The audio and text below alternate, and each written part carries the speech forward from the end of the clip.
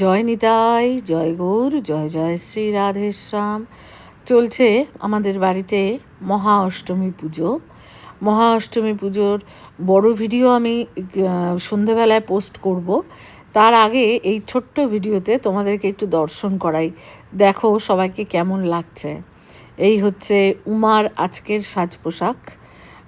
উমার আজকের পোশাক, আজ তো মঙ্গলবার, তাই জন্য গোলাপি পোশাক পরানো হয়েছে।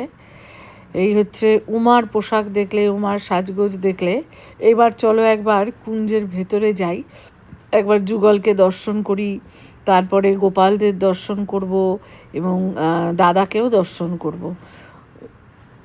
সবাইকেই দর্শন করব। সবাইকেই তো গোলাপি পোশাক পরিয়েছি।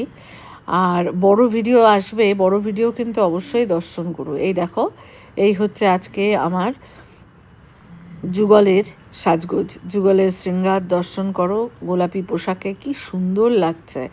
অবশ্যই কিন্তু কমেন্ট করে জানাতে ভুলো না যে তোমাদের কেমন লাগলো। এই হচ্ছে দাদার পোশাক আজকের, এবং দাদার সাজগোজ কেমন হয়েছে বলো।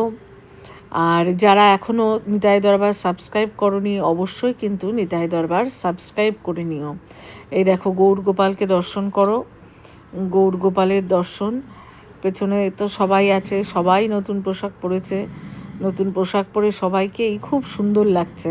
ওই যে ছোটোবেলায় হাওয়াই মিঠাই খেতাম, তোমরা কে কে খেতে জানিও, সেই হাওয়াই মিঠাইয়ের মতো রং আজকের এই পোশাকটার, তাই জন্য এত সুন্দর লাগছে দেখতে। দেখো সবাইকে খুব সুন্দর দেখাচ্ছে, খুব ভালো লাগছে দেখতে। আজকে আর বিশেষ কিছু শৃঙ্গার করিনি গোপালদের, কারণ এতেই জামাটাতেই এত ভালো লাগছে মনে হচ্ছিল আমার।